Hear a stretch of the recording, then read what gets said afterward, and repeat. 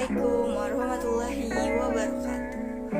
Perkenalkan, saya Siti Anissa Fauzia dari kelas 10 yang akan menjelaskan tentang kesehatan kerja. Apa sih arti dari kesehatan kerja?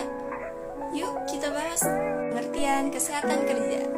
Nah, jadi kesehatan kerja adalah suatu ilmu yang penerapannya untuk mengetahui, nilai, dan mengendalikan faktor-faktor bahaya terhadap lingkungan kerja yang dapat menimbulkan gangguan kesehatan ataupun penyakit akibat kerja.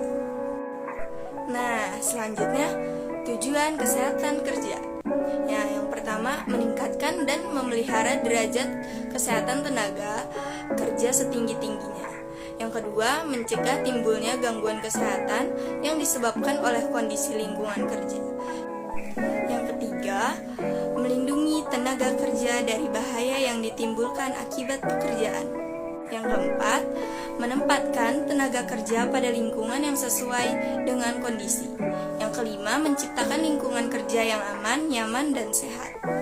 Nah, kira-kira kita selanjutnya akan bahas apa sih? Nah, jadi selanjutnya kita akan membahas tentang persyaratan kesehatan kerja di salon. Nah, jadi selanjutnya persyaratan ruang kerja. Nah, persyaratan ruang kerja itu adanya air bersih supaya tidak menimbulkan penyakit dari air yang kotor. Nah, selanjutnya suhu dan kelembapan. Suhu harus dalam 20 derajat Celcius sampai 25 derajat Celcius.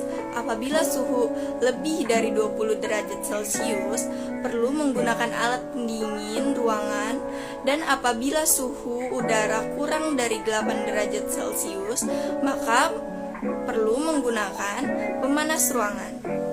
Nah, selanjutnya udara yang sehat. Nah, biasanya udara yang sehat itu memiliki tinggi langit-langit minimal 2,5 meter dan memiliki ventilasi yang baik. Nah, agar dapat bertukar udara.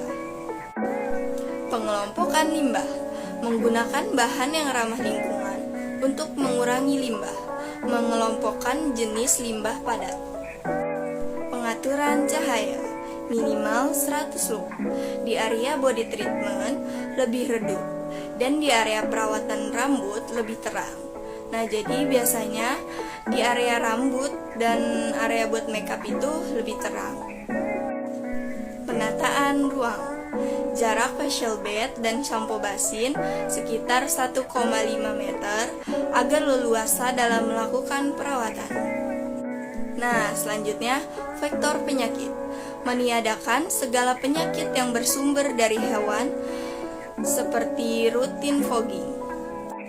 Instalasi listrik dan air harus berjauhan supaya tidak terjadinya konsleting. Nah, selanjutnya penyusunan program rencana penerapan kesehatan kerja. Nah, dalam penyelenggaraan upaya kesehatan kerja, pengelolaan tempat kerja wajib melakukan segala bentuk upaya kesehatan melalui upaya pencegahan, meningkatkan pengobatan dan pemulihan. Nah, selanjutnya tugas pelayanan kesehatan kerja. Nah, yang pertama, pemeriksaan kesehatan sebelum kerja, pembinaan dan pengawasan pekerjaan. Nah, terus pembinaan dan pengawasan terhadap lingkungan kerja, pembinaan dan pengawasan perlengkapan sanitasi, dan selanjutnya pembinaan dan pengawasan perlengkapan untuk kesehatan kerja.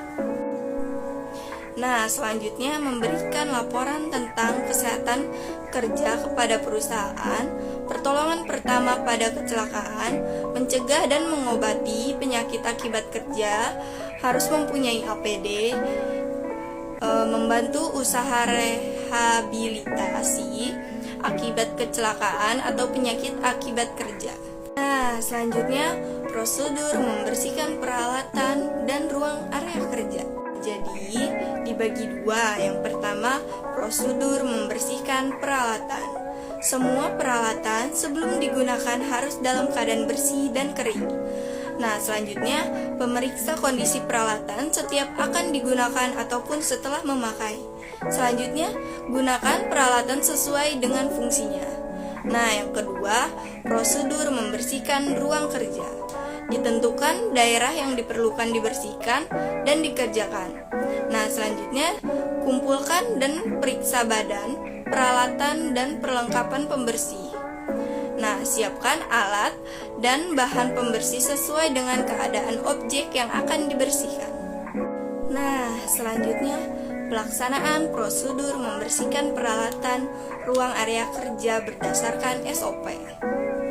Usaha kesehatan lingkungan di bidang kecantikan perlu dirancang sesuai standar operasional prosedur atau SOP perusahaan karena pengaruh sanitasi sangat besar terhadap kepuasan para tamu atau klien. Nah, untuk itu perlu disusun jadwal untuk pembersihan harian, mingguan, bulanan, dan general cleaning agar semua area dapat dibersihkan secara berurutan dan terhindar dari kondisi yang tidak diinginkan, misalnya kotor dan rusak karena tidak terawat. Nah, sekian penjelasan dari saya. Wassalamualaikum warahmatullahi wabarakatuh.